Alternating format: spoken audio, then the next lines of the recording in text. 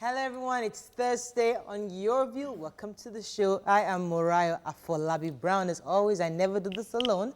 I have the ladies. Hello, Blondie. Hi, Evangeline. I'm good. I'm grateful to God. So yesterday I told you guys I was going to the Supreme Education Foundation schools, yes. How was it? To talk to the students on the reading culture. It was amazing. I had to get the students to do the work. You know, I'm a champion of the 21st century teaching methods. And I don't believe in standing in front and just giving out the lectures and all of that. I got the students, a few of them, to participate. They were very smart, intelligent children. They were able to come up with their own story on why they should read and the benefits of reading. And it was really fun. And finally, I serenaded them with my voice. And the kids were exhilarated, yes. They were so excited. They were shocked when I started. I'm like, okay, I've caught you people. So if you don't remember anything I've been saying since, you remember the lesson. It was fun. They gave me an award as well. Yeah. Fantastic. That's good. Well done. Congratulations to that. How are you doing, Nima? I'm great. On Tuesday, I'd done a shout out and I wanted the picture taken, so I'll do it again. I met a young fan of Your View, a 6th grade student, an 11-year-old fan of Your View, and she took me on past topics of Your View. She watches the show, she goes back on YouTube. That's her, Anna Bode. She's like an Efiko. Oh, yes, with the She's glasses. an Efiko kind of child. Yes, with the glasses. For that Oyibo and the kind of topics that she thought we talked about. Imagine she referred to the underage marriage show, the episode, and she had something to say about those watching. it. Goodness Yes, me. she Far away in the abroad. I'm telling you. And her mom is my partner in charity. Thank you, Tosin, for all you do. I know she's going to kill me for this. She doesn't want publicity, fantastic. but thank you so much for all you do. done. Thank you. Children watch us, like my children's school. I have people come up to me. It's not, oh, are you Ima's mommy or Pogo? Just like, the Miriam. I'm longer on Your View. I'm like, yes, You would keep seeing me, hey, Morayo! And the parents like, keep quiet, They watch the show, and we thank God that. How are you doing? It's Thursday. Anything fun this weekend? Nothing, but I have my first interior design client, and I'm going to see her immediately after the show today. Please, my house needs your services. When we have finished the house, we will let you know whose house it is and everything. Oh, I think it's your house.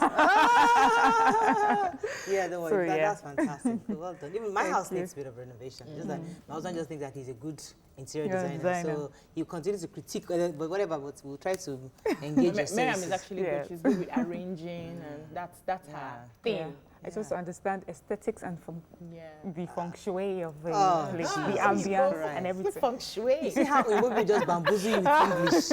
And little bit to learn the local Functionality. Anyways, I'm having my 2 papers this weekend on Saturday.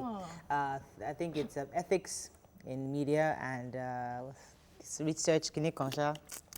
We are ready. I hope you are ready. I'm just going to go and read. I'm starting my reading really today. Okay. And, just going to set myself apart to study. It's crazy. It's just like I use myself to go and buy Markets. buy markets. You'll be I'm alright. doing Your View. I'm doing my job. You'll I'm doing be my. Jeez, You have the man. capacity. Now I You'll be gotta good. do work. It's all good, yeah. Ada, let's go on a break. So, Anyways, I'm gonna we'll do a quick break now. Then we'll be right back.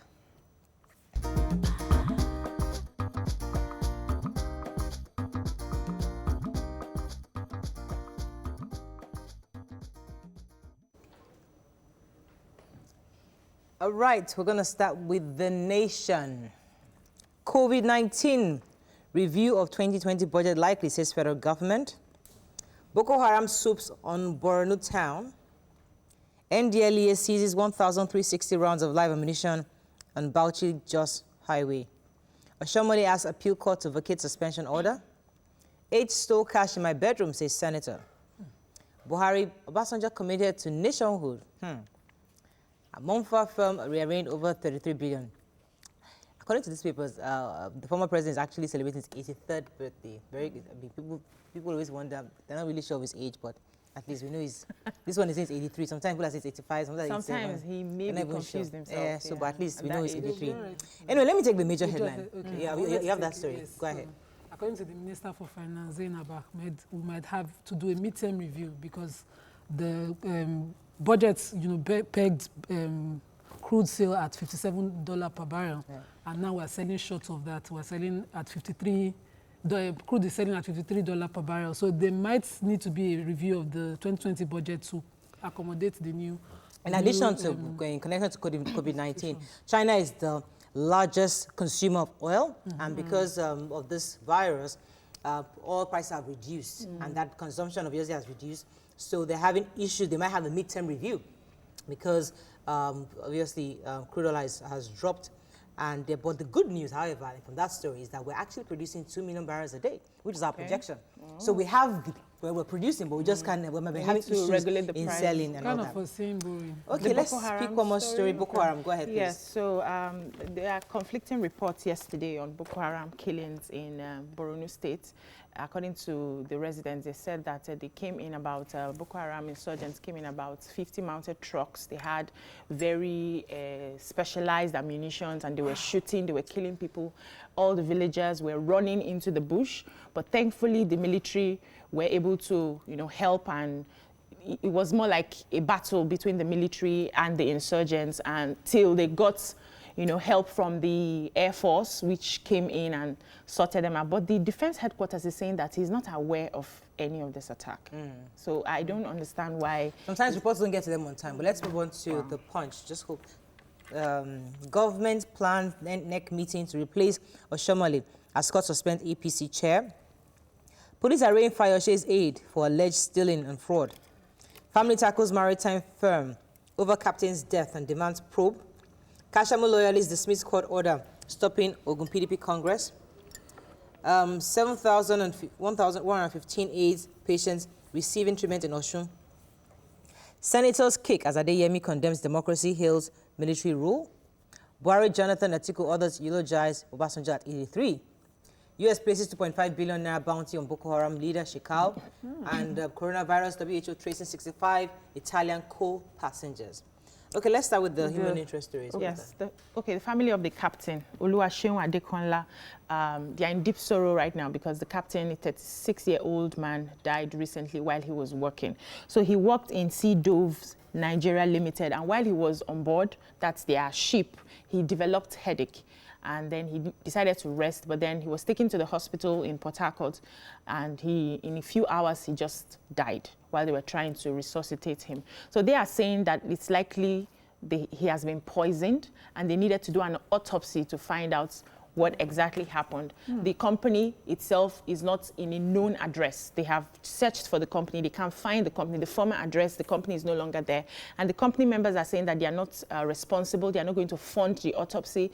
The matter is just messy. So the family is appealing that they want justice for him. The company is owing him about 1.5. They were only able to pay 300,000. And they said they are not bringing out any other money. They don't have money. So rest in peace. Let's take the other story. Former aide of the former governor of Ekiti State, Larry Olayinka, has been brought forward and arraigned by the police for abuse of power and also fraud. So abuse of power, they said while he was the DG of the Broadcasting Services Ekiti State, he what he did was he authorized for himself traveling allowance that came to about 7 million naira, even though no travel was embarked on. And also, they said all the monies that accrued to the BSES, he didn't remit, and that came to about 13 million naira. And so he was arraigned. He's been given a 1 million naira bail. Right. But he says this is just another way of that. This is not the first time it's been this has happened to him. It's just a way to make him look bad. Right. And he's ready to defend himself. So Vanguard, APC in turmoil as court suspends Oshomole. Gowon lashed out her successors over Mambila Power Project. Governor Akeredolu signs Amotekun bill into law. Power outage cripples activities in Lagos at International Airport. Kano Assembly begins fresh probe on Emir Sanusi. U.S. restates $7 million bounty on Shekau. And coronavirus, COVID-19, FG may review 2020 budget. Okay, let's talk about the Oshomole for a second. Yes, so yesterday, the Justice Danlami Senchi of the Federal Capital Territory High Court suspended temporarily interim injunction. He was granted an interim injunction against Oshomole continuing as chairperson of the APC. So that's a temporary suspension pending when they hear the full full substantive matter. I just want to put it because I'm hearing everywhere that supports your own line. No. This is an interim injunction pending substantive trial. And currently, they're likely to bring step aside where until we've heard your full case. So they've told people, please step aside, let's continue. That's what they said. And he has gone to court to vacate that interim order that he should continue. Now, the basis is that he's been suspended in Esako Ward 10, our people, again, that, as a party member. And based on that suspension, he should have, either contested that or, and because based on that, those people went to court to say, you've been suspended from your local ward. You should not continue as an APC person or chairman. And a lot of lawyers have something. We have to move on. But the good thing is that the former governor of, Oyo has been made temporary chairman, acting chairman, whilst this court, while he's trying to... darkness in the... Sorry? Let's talk about Gawan, our former head of state. In an interview with the Voice of America in Hausa, he was quite upset at the level of work or lack of work being done on the Mambila project. So he says that the way it was designed is that Mambila would have cost us, by the time we were done, $5 billion, and it's supposed to have been the largest power generating plant that we have in Nigeria and largest hydroelectric station, one of the largest in Africa. And he said that the Kainji Dam was done by the former Prime Minister, Premier Prime Minister, Tafawa Balewa. And then after the Kainji, it's supposed to be Jeba, Shiroro, Gembu, which is the Mambila. And it's been almost 50 years, and nothing has been done since he was toppled by that Murtala Mohammed. So he's asking what's happening. Well, our current minister is for power is saying that they, as an administration, did not even get a proper paper or anything showing what the what was supposed, that even the site for the project, they do not have anything cogent on ground to show for this. I love the former president to speak earlier than this. It's not after 50 years. I think we've been talking. Maybe now we get to sit on the front page of the papers. Daily Sun, kudos knocks as Oshomole sacks. Sorry, court sacks Oshomole. National Assembly, $2 billion insurance mess. Buhari removes Peterside as the master boss. New electoral bill to give ballot box snatchers 15 years jail term. COVID-19, Nigeria not prepared to tackle outbreak, says Lawan. Okay, let's start with the Massa. Who has that story? Okay. Yes, the Kuku Peterside has been removed, and he's been replaced by former executive director of finance and admin of the Massa, Dr. Bashir Jamu. And some people are disappointed by this because they said that Jakuku Peterside was one of the people. He introduced the Deep Blue project, and this was supposed to tackle criminalities on our waters. And taking him away seems, like this is someone who's working hard. But I guess it does not take away that if you do something within an agency, the person that comes in should take over. Yes, so. And they say Dr. Bashir Jamo has over 35 years experience in this particular agency. So competence. But you can be seen in different ways. Yes. You can see from the part that you started the project. Yeah. And that person is seeing that this person is competent to actually move this to the next level. So it depends on how you look at it. This government has been criticized for federal, proper balance, federal character. So, but I wanted to take the National Assembly. They don't track the sale. They've not been, they've paying their premium on their insurance to insure the premises for a while, and so they had to vacate that insurance. So they lost it because of that. This is the property that this year's budget alone for its renovation was being criticized all over, and we just found out that this same establishment were unable to pay premium up to $2 billion. Senate quickly, it's very important. It's more important than those stories there, actually. So the Senate is set to establish an electoral offences commission, which will met out stiffer penalties to people who are electoral offenders. They're saying 20 years jail term for destroyers of ballot papers, 15 years for snatchers, 20 years for corrupt judicial officers. But the former chairman of the Nigerian Bar Association said something very important. He said, we've always had electoral offences as a criminal act in the electoral bill already. It's a law, it's been on, but so far there have been no prosecution, nobody has been arrested. They're not even telling us who will handle the arrest. Is it the police? Is it INEC? That this is just a total waste of time. We should enforce our laws and not just to keep making new laws all the time. You sit and just gather people and talk about a new law, while the law you have, you are not enforcing. Yes. Unfortunately, that's all we can take on Front Page Review. When we come back, we have with us the Special Advisor to Lagos State on Health Matters to discuss issues on how to prepare ourselves for this COVID-19. Stay with us, we'll be right back.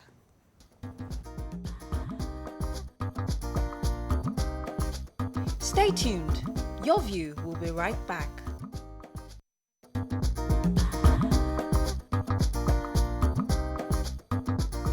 Welcome back to Your View. Thanks for staying with us. So join us on the show to talk about hygiene and this new issue of coronavirus. Is a senior special assistant, actually, to the Governor of Lagos State on Health, Dr. Oreoluwa Fini. Welcome to the show, madam. Good morning. And also the Sponsorship and Product Placement Manager, Okpayemi Awojobi of Hypo. Welcome to the show, sir. Thank you. Good morning. Okay, so Lagosians want to know what your government is doing so far, because we remember when Ebola was here, there were issues of not having enough apparatus for the doctors, or issues of sanitizers, or the face masks and all those things. So there were issues of that being difficult to get in the market, because obviously we went to mop, people like us went to mop up quite a bit. So what is your government doing to ensure that we have enough of these things and people are actually adhering to proper hygiene during this period? Okay. So the government of Lagos State has a very robust social mobilization plan in place. Okay. And has started executing. On Tuesday, the governor of Lagos State, Governor Babajide Sanwo-Olu, met with the chairman of the local government and the chairman of the community development associations. These are grassroots issues. It's not just about television or radio, it's about taking the news to the markets. On Wednesday, the deputy governor then met with representatives of the National Union of Road Transport Workers and market women. And at the same time, the Ministry of Home Affairs met with religious leaders. Okay. Now, all this was not just to sit and meet, to let people know what the symptoms are, to let people know what preventive measures they should take, to also allay people's fears. Now, concerning equipment and personal protective matters, the first thing about coronavirus is hand washing. It's not a mask, it's not the outfit, it is for the general population, it is hand washing and trying to stay away from people who are ill. Now, for the medical team, for the medical practitioners who would have to see people who are ill, there's more than enough equipment for them. Okay. And it's not just at the isolation center, it includes the general hospitals and primary healthcare centers. So if I walk into the hospital today, the government hospital, Yes. I will see that they are properly protected. Is that what you're saying? You will see people, now, if we're talking about proper protection at a general hospital, Right. you should see gloves Okay. and a face mask Okay. when needed. Okay. It's not about when the hazmat. Okay. No. Okay. It is not required. Right. So you use things as required. I know it gives people a lot of comfort Yes. to see people, Yeah. but it is also, sometimes it can be counterproductive.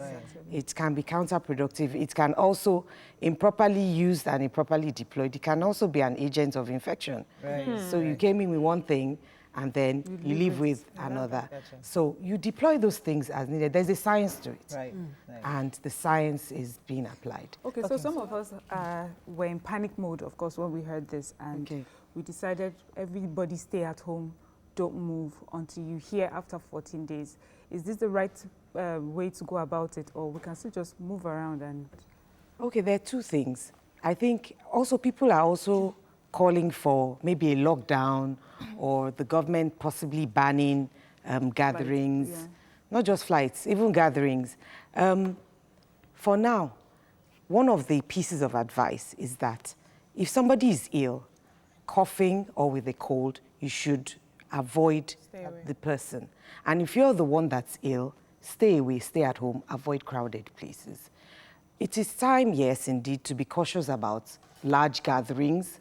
Yes, if you don't have to go, don't go. So we can't go for weddings on Saturdays.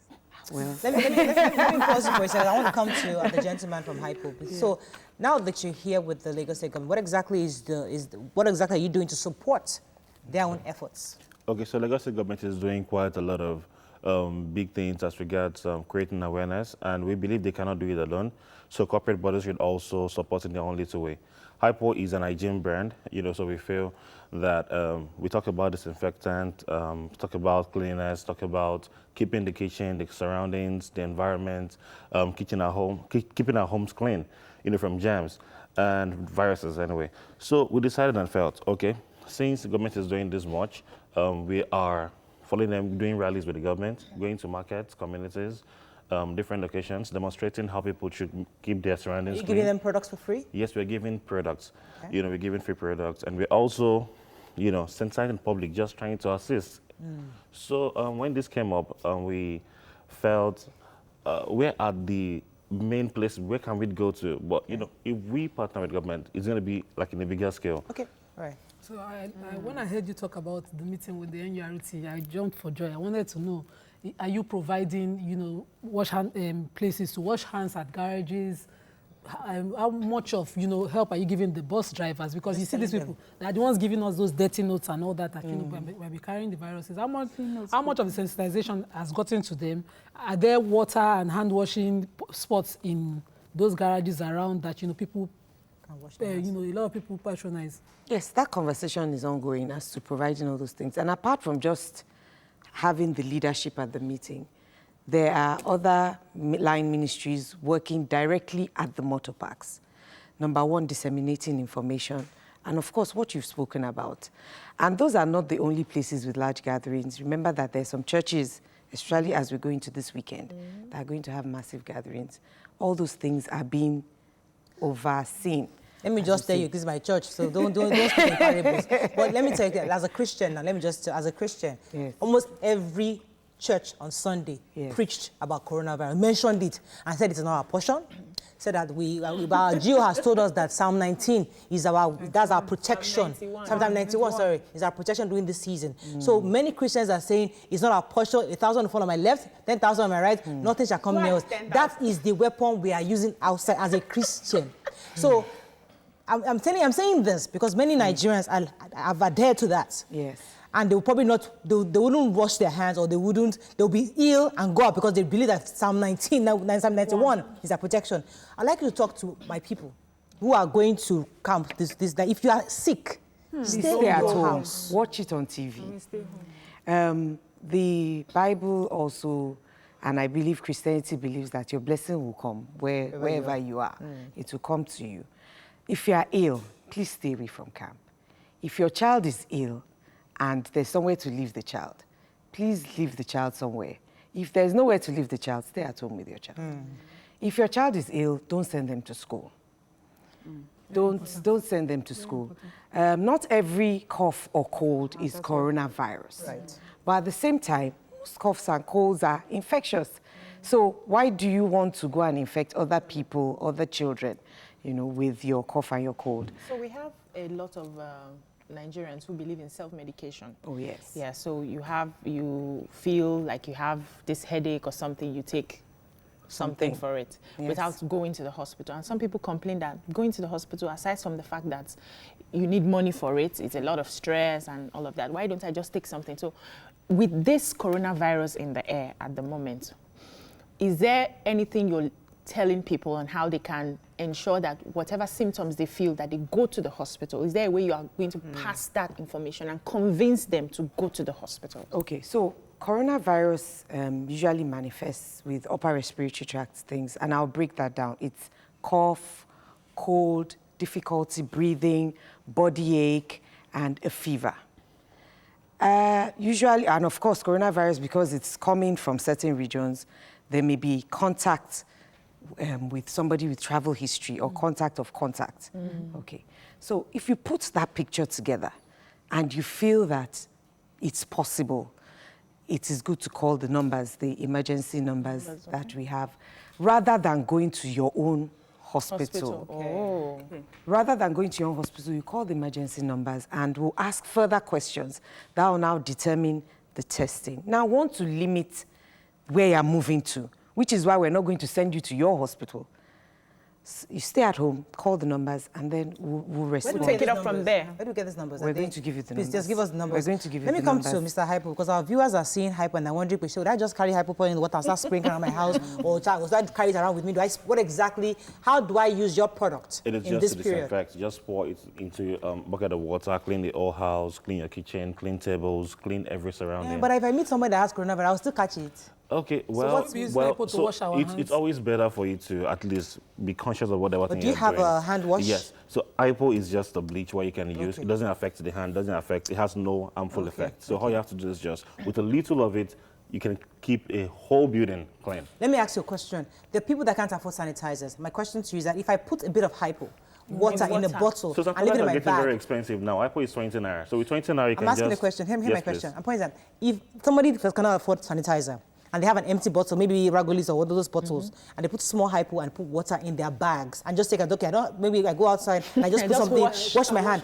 Is that Would that safe? work? Would that I'm not gonna be a work? part of that. No, But it it wouldn't would work. work. Okay, just No, asking. it's just disinfect the surroundings, the kitchen, Okay. to keep our surroundings clean. That's Gotcha, just all. gotcha. But it won't help with... Lagos State is distributing sanitizers. by No. They should. It's very expensive. Wash your hands is more Wash your important. What she's hands. saying. Wash your But at your hands. schools, like we had during the Ebola, you have hand washing points at your colleges, Yes. schools, public schools. Oh, yes. We have to run. Oh, yes. Well, thank you so much, Doctor, for coming. Thank you so much, Thank you, sir, ma'am. for coming.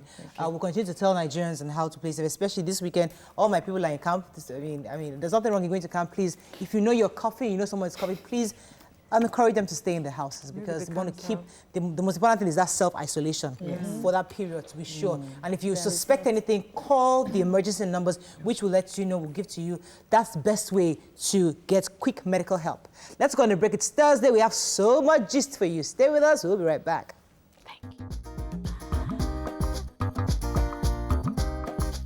Stay tuned. Your View will be right back.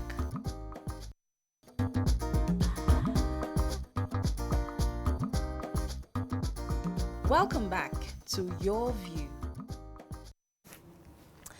Thanks for staying with us. So several people will not take that big step of marriage without talking to Mommy Gio or their imams or their priests. So the question is, should a young man or young lady consult these elders? Would I call them elders? So these clerics, I would say, to find out about the longevity of their marital journey before they actually propose to their suitor. Joining us on the show is a clergy and a motivational speaker, Mrs. Funke or Pastor Funke Kasali. Welcome, madam, to the show. Good to have you. You can call us on 070-8066-8014. You can also tweet us at TVC Connect. Please hashtag YourViewTVC so we can read your tweets. I won't ask for your thoughts first. I would like to hear the ladies' thoughts on this so that we now have a clergyman perspective on this. But let me start with Obiajulu. Ew. The deaconess Obiajulu, may I add? Jesus. Today, Any day you want to yab me, you put that dickiness in front. In your view, what do you, because a lot of people say they want to get married. I mean, I would have to put myself as an example. There was a young guy that wanted to marry. No, we're dating, but didn't want to marry him. Some clown like this, and he told me that he called me and said that his parents had checked me, my star, and my star meets with his star.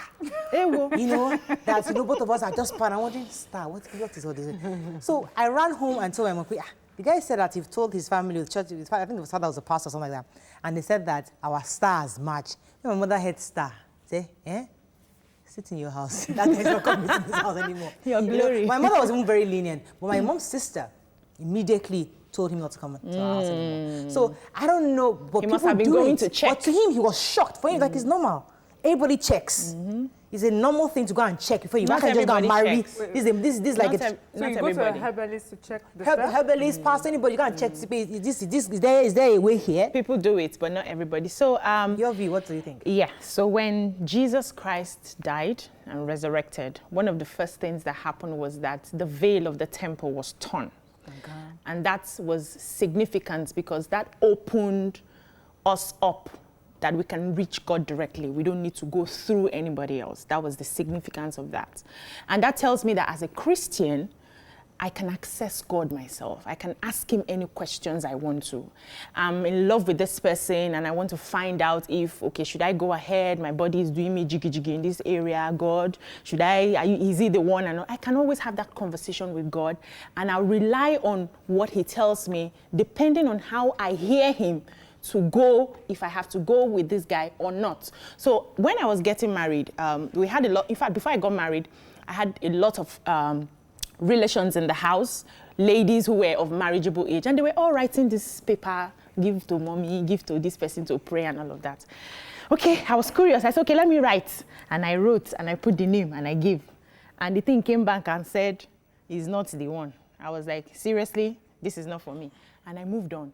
Years down the line, I wrote the same thing again and I gave them. It was a test that I was conducting, they didn't know. And they said, okay, he's now the one. So imagine. No. If I had left, that's the husband today. If I had left him that time because they said, a prayer came and said he was not the one. Let me, I'll stay with you for a second. You, of all people, always tell us that I have my mentor that said this. I have a mentor. Yeah. If people will say, as a young girl, young man, you need guidance. Nobody's saying do or not do, but it is the right thing for you to find help. The same way you look for motivation to be your mentors, to assist you, to guide you. It's the same thing why I don't you go to my mentors to tell me what decisions to take. I don't do that. I see you as a mentor from afar. Probably we're in the same field, and I see how you do things, and I will want to emulate. When it comes to taking decisions, I make my own decisions, so that if anything goes wrong, I own it. Okay, let me come to Nima. Nima, your thoughts on this? Me, I'm not... I don't understand, but I would explain what happens Islamically. This is very familiar. So in Islam, before every decision is taken, the Prophet Islam encouraged that we do what is called a prayer. It's called istihara. And a lot of people have misconstrued. In fact, they bastardized the meaning. Actually, this Afa Egbele, they turned it to something to make money with. So I've written on this. I have a script on ground trying to do skits on this when I gave birth. Sitting in the hospital and having to mentor people saying, one law, whoa, they've checked. It's so annoying. I remember it was a ground for me to cancel suitors when I was a single girl. Once your family is checking, thank you very much. God bless you. Even though my parents were a bit lenient and saying, no, people do it. Like, once they are checking, don't worry, don't check me. The thing is, I understand my religion from a place of study, and it's really been an advantage. Istihara is that you pray, and in the prayer, there's a point where you say, oh Lord, if this is good for me, for my future, let me know. For my life, let it work. Make it easy. If it is not good for me, make it easy for me to accept it if it breaks. That is the point of the prayer. But everybody doing this prayer, they miss it. They will say they close their eye. They dream. They didn't see. They will now go to mentor. That one will say, don't worry, I enter special place for you. I check in the holy places. Okay, let me I'll come to our guest. Let me drop this, because this in Islam is a major issue. Why people miss it. Why people think there's something wrong. So life happens. When I got married, the very next day after my nikah, I got a shock. I don't talk about it most times. And that shock, some people were like, Chebi, we told you, you are very, very strict on this. What Islam says is that when a trial comes, because God has promised that trial, in life, in every decision you take, trials might come. Things will happen. You move on. Yes. So for some marriages, you get into that marriage. Yes, you didn't curse the person. Things don't work out. There's always a way out. If it is not solvable together, if there's no way, you take a way. See, it's the exit door. Islam agrees that divorce is legit. Okay, that's so people should stop confusing things. Okay, let me get your thoughts before I come to our guest. So yes. For me, I think it's a good thing to be able to get advice from those who are important to you. And so if you're a religious person and you're that way inclined, it's just okay that you would meet people who represent like leadership for you in that area and you get advice from them. Although I sometimes have a problem, like with Catholic priests, when they do like marriage counseling, I'm like, what do you know? You're celibate and you're not married.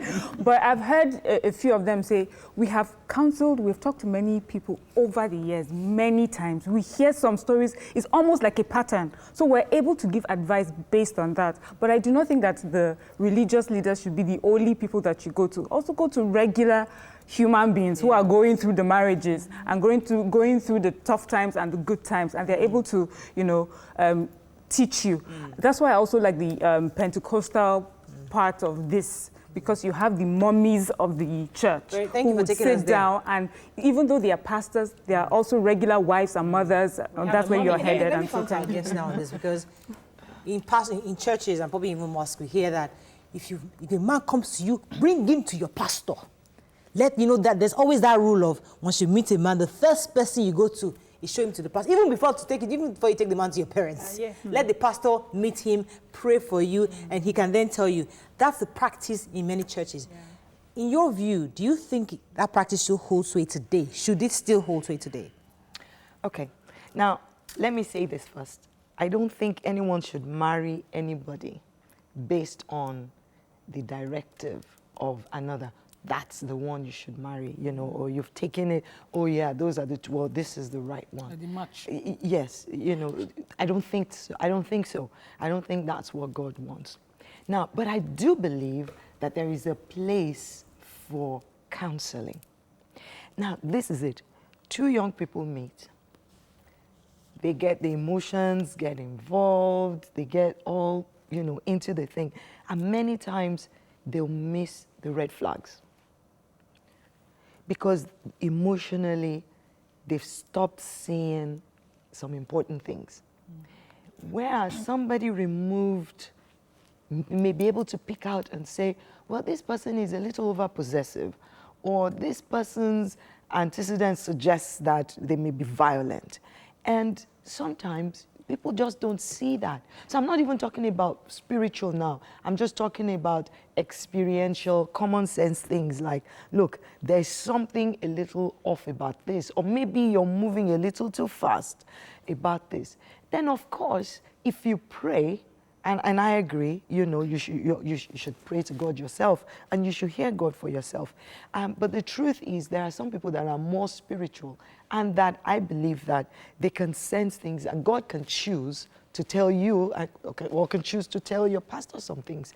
But I don't think you should say, oh, the choice is yours. Now, someone has come to me before to say, you know, this thing, if you tell me to marry her, I will. It's like, no.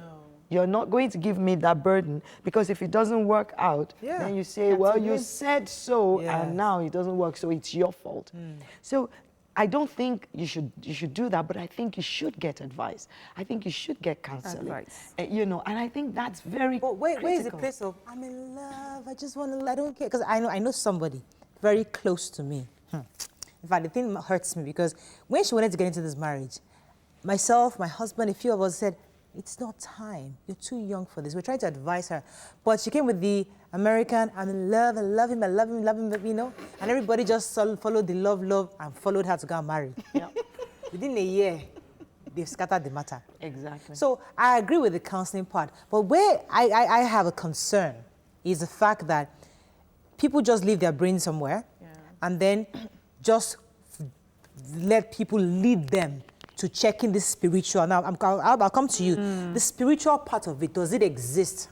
And is it the right thing to do? Because people say, we have gone to go and check, like Nima had said, your stars they don't agree, or your, you know, they just check. I check zodiac signs. Whether we like it or not, these things happen. And so my question to you is that right? Should we still do that today? Well, I mean, I don't think so. I don't think we should go and check. I don't think so. But I know, you know, it's something that we've done. It's a traditional way. We did it. I mean, I know my mother, when she met my husband, she was like, well, you know, I went to pray, and they said, it's good. Yes. You know, but what if she had said it wasn't good? I would have had to sit down and say, Lord, what do you have for me? And what are you saying to me? You know, but then, of course, there's a conflict. And many families, you find that, you know, the parents says, you can't marry him because we've checked. And the people are in love. And sometimes they actually get stagnated, you know, and they can't move forward in their relationship. So I wanted to explain the checking. Checking has grades.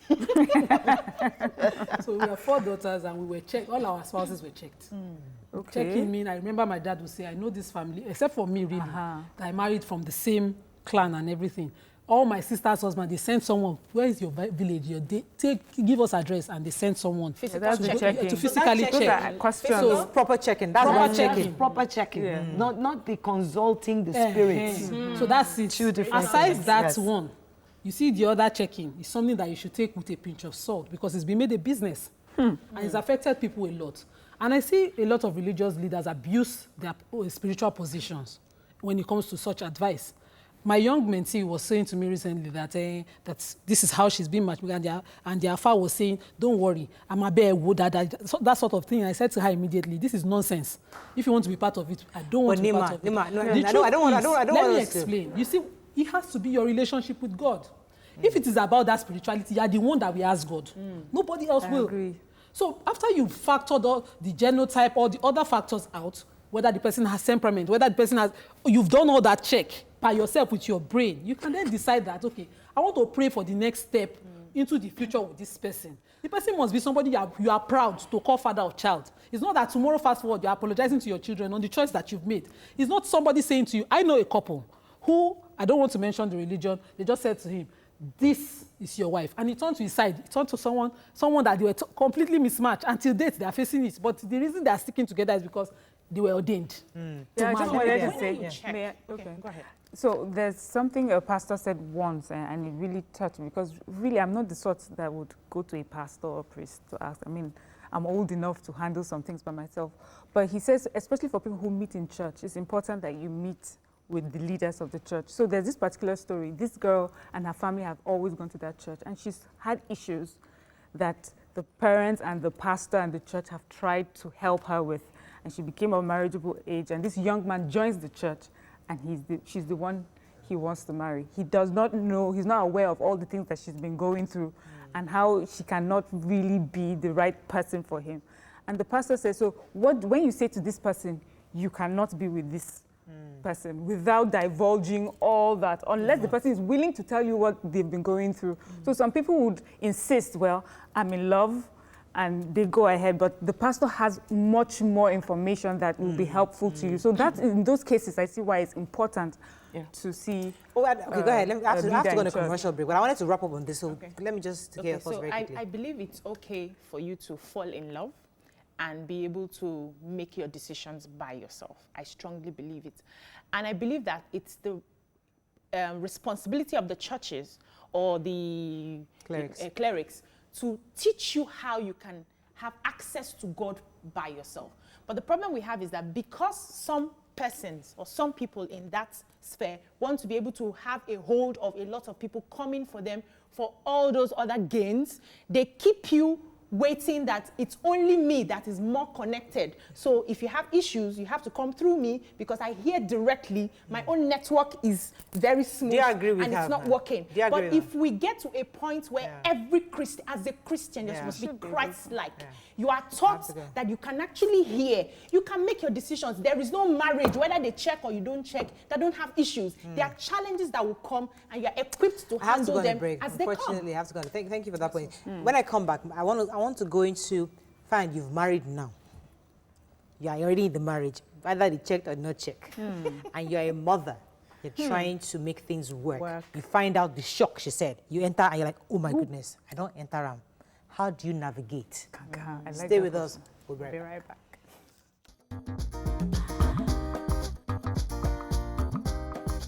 Stay tuned. Your View will be right back.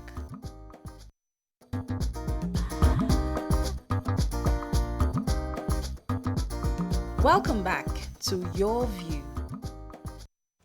Thanks for staying with us. So we're talking before you get into marriage, either you should get counsel from clerics or from the spiritual, those guys that see beyond, the seers. But now we want to get to the point where you have entered the marriage already. And now you're having issues. Maybe you find out your spouse is bisexual. He swings left hand, swings right. Amen. Or you found out that the job he said that he had, he was actually faking it. Ew. He actually doesn't work in another company. He was just there, back and forth, and there's really nothing. So you are there. Now, a lot of women are going through this right now. How would we begin to navigate your life when you know you've made a mistake? Okay, see, my point of view is that marriage is about commitment. So I tell people that come to me to marry, can you be committed to this person? Because for me, love goes like this. I've been married 25 years. So it's a lot of, you know, you don't stay in love and just, you know. So I tell them what sustains marriages is commitment. How much will you commit to this person? Now, having said that, I believe that if people tell lies that are significant, for instance, the issue of, you know, you already knew you couldn't have children, and then you lied. So you deceived your partner getting into the marriage. I think for me, that's significant enough for you to really sit down and say, can we have a marriage based on foundation of falsehood? Yes? But if it's something like, well, you know, we get into the marriage and maybe children don't come because life happens, yes? You know, or, you know, maybe he told some things, you know, or she told some things. He has a family somewhere he didn't know about, and then... And then, yes, so all those kinds of things. First of all, that's why you do the checks. So I say to people when they're getting married and they come to me, I say, look, before you get married, I want you to see with your 2 eyes, your 2 ears, and all your antennas up. Because once you marry, close one ear, close one eye, because now the deed is done. It's been signed, yes? Unlike Islam, Christianity, it's in the Bible, God hates divorce. So when you're now in it, you just have to work it out, except for me, where there is violence. If there is violence, physical abuse, or severe emotional abuse, then what we say is maybe you need to step out. I'd like you to define emotional abuse, severe, because people don't understand what that means. Severe? Is it what's severe? Is it when he slaps you one time, or when emotional, maybe he doesn't take care of you, or he shouts at you, or he just you're emotionally broken. He brings you down. He talks down on you and all that. So, how do you define severity in that? I think when a person gets to the point where you're depressed, you're constantly depressed because, you know, he's putting you down, or she, because there are some women, it can be the other way, where, you know, you feel less of a person, you're depressed, maybe you're even entertaining suicidal thoughts. You know, you're thinking it's not worth it, I need to, you know, you've lost the person that you are, the sense of person. But how about just general unhappiness? Do I have to wait to the point where I feel suicidal? Just, I am unhappy. Isn't that enough? You don't make me happy. You don't make me happy. But you see, happiness is one of those things that come and go. Let me tell you what I mean. You make me unhappy. Let's put it that. You make me unhappy. You make me unhappy. Yes. Do I have joy? Because happiness is based on circumstances. Joy is a different thing. You know, so circumstances may make you unhappy. Can we change those circumstances? And if we can't? So that, you know, you see, look, you can't depend on another for your happiness. I know. So let me take this call from the US. I have a long distance call. Joy is coming from your Let me take this call from Maryland. Good morning, are you there? Good morning. Morning, go ahead, please. My name is Adebisime from Maryland. Yes, go ahead. My view on the first topic, my own contribution is, I'm sorry, I'm a first-time caller. First-time caller, yay! Yeah, my own contribution is, I will go with Obiajulo, but I just want to add something to it. Talking from a guy perspective, when you see a lady being a Christian, when you see someone you want to marry or you want to marry, the first person you need to discuss that with is your pastor. But the only thing there is you make the decision. You make the decision. Your pastor's job is just to guide you, just to counsel you. He can't make the decision for you. The only thing he can do for you is to join you in prayer. Right. The only thing that's the only thing he can do for you. You make the decision. Thank you very much. Point taken. Someone's going to come in. No, I wanted to say that in the course of my experience as a lawyer, I see a lot of marriages, and people find it difficult to understand when a woman says, I need this divorce for breath of fresh air. And when we look at the factors, it's only this continuous disrespect of the person that the person is. So for men in a patriarchal society, there's nothing wrong. What if they see where a mama never see? But this person is fading away for that constant disrespect that you consider norm. At that point, that is why I wanted you to really go into what severe emotional abuse would be. Because for some people, this is the norm. Now, man be man, now man, you know. And so you can lock your wife out of the house, lock her in the rain, say you're cautioning her, you think you're talking to your child, and people will say it's a normal thing. He's training her. He's training her. Yeah. You're supposed to be groom bride. He's grooming. Yeah. You know those kind of things. Is that what it is? I mean, that's abuse. Locking somebody out and, you know, to discipline or cutting her off. Look, again, I'll always go back because once you're in it, even if you decide to leave, your life is just not the same again, truly. Because, you know, you've come into this marriage, you've made commitments, sometimes you've had children, and then, so I still go back to a lot of the single people. You see, I'm not going, hanging. I'm not going to let you get away that easy. Because a lot of people do that. Once we get to that marriage, they take you back to the single. I want you to stay on the marriage. Because we have so many people tell us, oh, go and pray. Oh, you must stay there. You must weather the storm. You know, in the morning, there's what's that Bible verse? And then it's 15 years. At night, and in the morning, that joy in the morning. You know, you give us all those verses. The point is that But the truth of it is that, look, marriages have issues. I don't know any marriage, you know, I mean, some people say, we never fought and stuff. I don't know any marriage that's never had issues. Certainly. So it depends on the two people, how committed they are.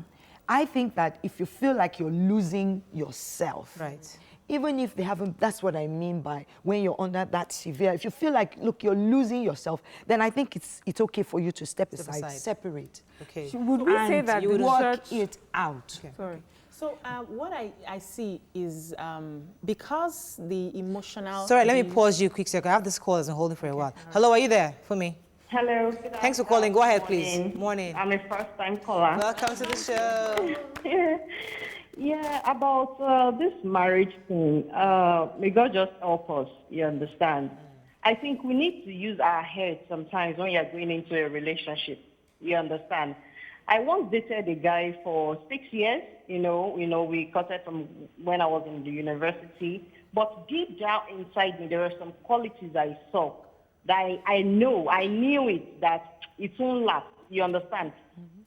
I checked his family background. I checked everything about his family. Family also matters, not only the individual. You understand what I'm trying to say?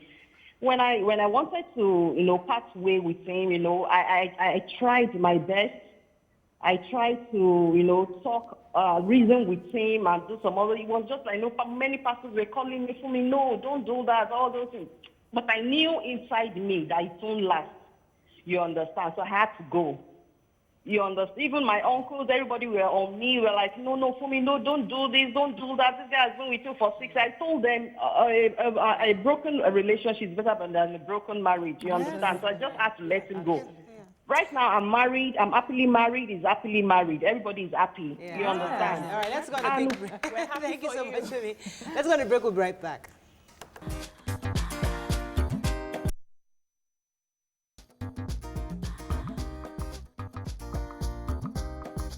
Stay tuned. Your View will be right back.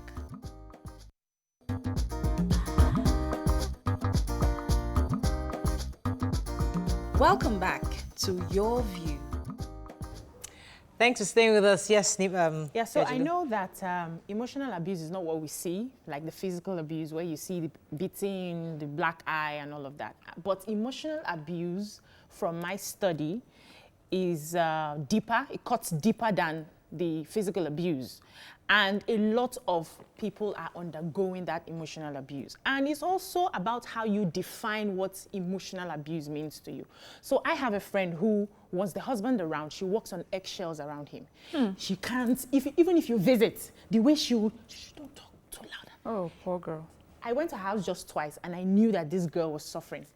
But I didn't want to be forward to ask her what's going on. That's unlike Till you. today, that's unlike me because I like to do daddy kind of thing. hey, So just our daddy. Our daddy I just knew, but then it didn't take long for things to start unraveling, and I realized that she's in deep emotional abuse.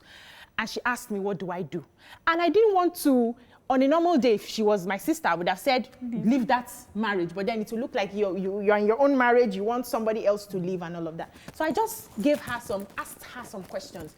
Are you willing to live with this sort of treatment for the rest of your life? She had to take her decisions herself. So let's not, because I wanted to take it from where Miriam said that you don't have to wait till it's severe, till they are now pushing you out of the house and locking you out. It starts from how they talk to you.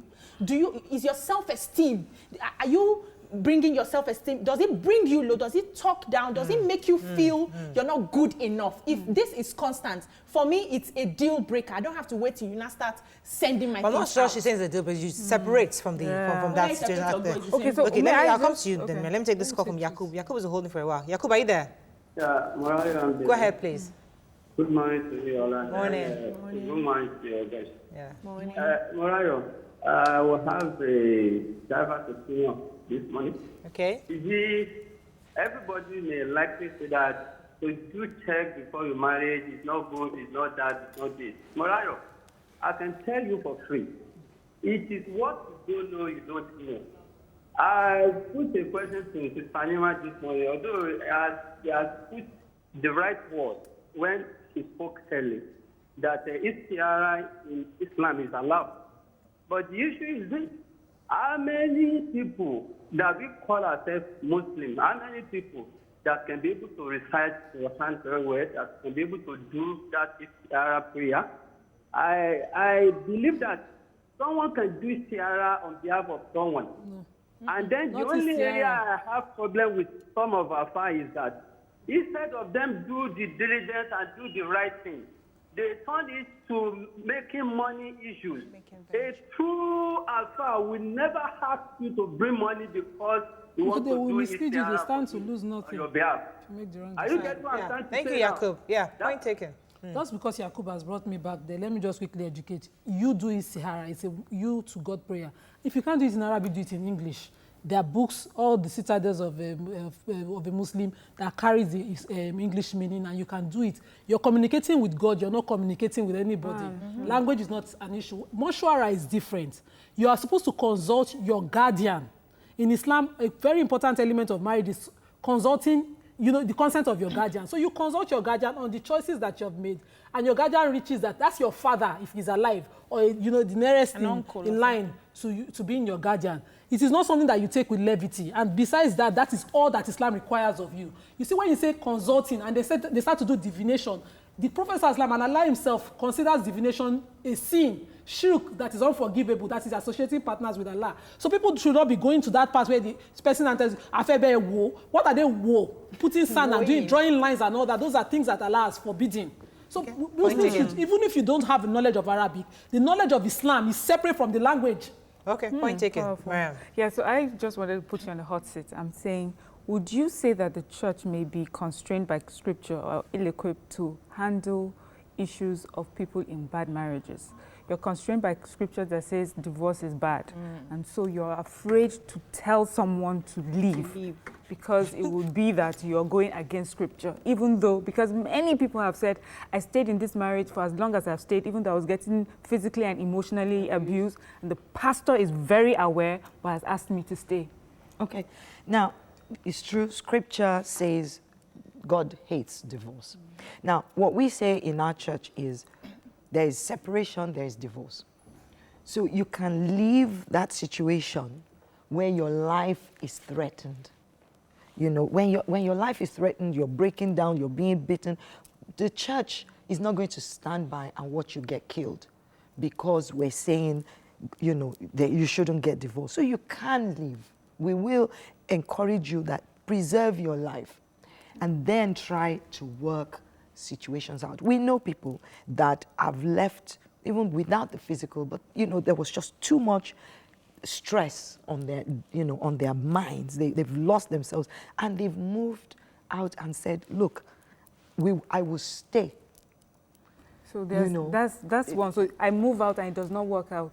do I stay single for the rest of my life, Am I or excommunicated will the from the church, church? exactly, No, or will the the church church doesn't support me excommunicate to you. move on to another marriage? The church, look, again, now you're talking about divorce and remarriage. Or moving on. And moving on. Okay. Again, if the Bible says that if the spouse that leaves, if one person leaves, you know, then he absorbs the spouse to remarry. If the person leaves and goes on with their lives, we're not going to say, oh yeah, you must stay in this based on adultery. This person has moved on, they've married. Oh, then you must stay back because in 20 years, 30 years, the person may come back. And they come back with... Let's take a few tweets. Legbede says, brilliant. I like the way the woman is answering the questions, especially the part where she describes severe emotional abuse as the point when one is in constant depression.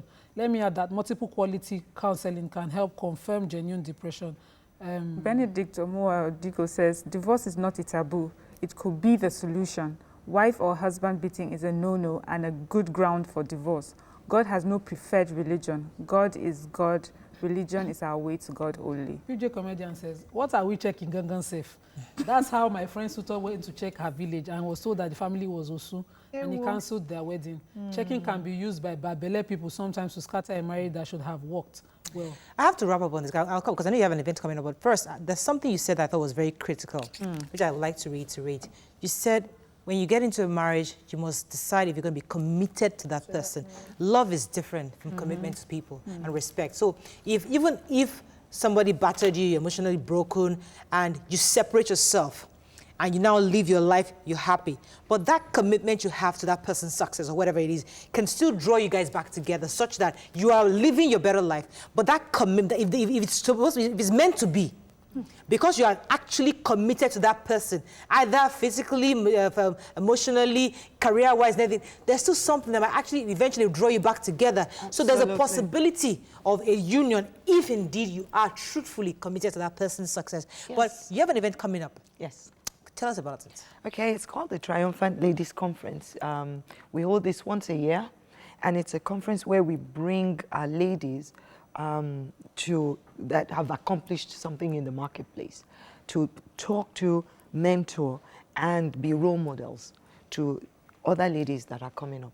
You know, scripture says that the older women should teach the younger women. So we bring them together, and we have one coming up this Saturday where we have Tara Feladurutoye, Abike Dabiri-Erewa, Nkechi Ngonadi. You see what I like, I'll come to you, what I like about that event, let me tell you, is that you're bringing people who are, and this is my own personal view, people who are slightly older, you can actually see their success. Yes. You see, a lot of people come to me and say, I want you to mentor me, and I'm wondering, I'm not ready for that.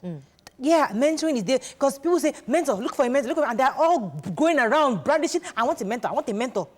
I'm not going to mentor you. I'm not there. I'm still building my history. I'm still building my history. I'm still building my story. I'm on my journey. Doesn't mean I cannot advise you, but I'm not going to be a mentor yet. I'll come to you. I know you're going to. So there are women, because my kids are growing. Yes, you need time. I'm still building. So those women you've mentioned, I've built. Yes. The women we consider, yes, I can want to learn. So when you're looking for mentors, look for people that have reached the point where you're, unless you're where I am, I'm telling you my own view.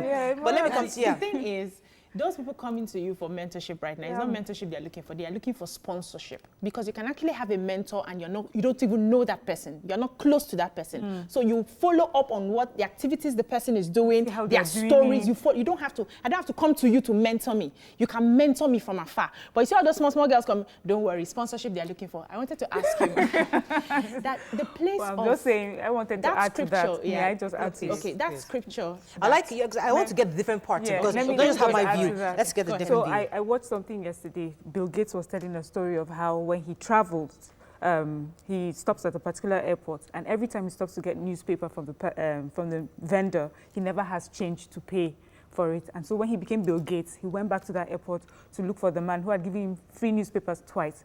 And he says, do you know who I am? The man says, yes, I know, you're Bill Gates. He says, I want to pay you. He says, no, I helped you at that time, you know, even without. There's nothing you can do for me now, maybe if then.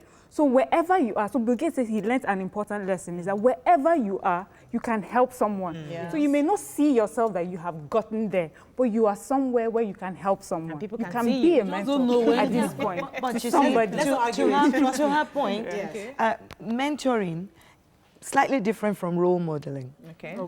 God bless Role you. modeling, you can, Oprah can be my role model. Oh, yeah, amazing. From afar. Okay. But when you are mentoring, yes, you're beyond. supposed to build this person up. Thank you. You're supposed to put something Well, I know in she's them mentoring that someone. She may not see it as mentoring, but you are mentoring well, someone. maybe. But you see, you can't miss, because mentoring takes time and effort. close. Yes. Thank you, ma. Takes Time and effort. I and mentor effort. a lot of young girls. Yeah. 2 of them particularly, I still took them to lunch. We sit Exactly. and go through life experiences together. I share mine and I wait for their decisions. Absolutely. But we're constantly on the phone. In fact, when I miss one, can be very insulting. She'll just put a post on her status and I know she's talking about me being absent. So I make the call and we're constantly talking. Mentoring is something that almost like raising a younger one. Yes. Absolutely. That's I've what it been is. privileged to have been mentored and I know what it is to pay it forward. Absolutely. Short question, Unfortunately, please. we have to You run. mentioned that part of the elderly women helping to raise the young men. So what's the role of, it's not a role, so to speak. There's this thing about women not helping each other, not supporting each other. So they pay lip service, we are friends, we are helping, but they go behind to sabotage, especially if you're coming up, they don't want you to get to their level. Yes. Are you going to be handling some of these issues in your event? Well, we do talk about a lot of issues. I've been in the public sector, the private sector, and so I understand that, as a CEO of an agency, it was a lot of the women that were trying to, we have this crab mentality. So we want to be, men don't do that. Men don't do that as much, and really, they really do support each other to get up, because they see themselves coming honestly, up as well. I disagree, but I think women actually do help each other. I think it's a perception we've had for so many years, and we continue to brew over it. But I honestly it's beginning to change. Maybe it's beginning to change. It's beginning to change, but not as much. They're beginning to understand the economics of helping each other. Exactly. Not just for the love. Madam, for coming on the show. We wish you success in your event. Thank you very much. Have a fabulous day. We'll see you tomorrow. Bye-bye.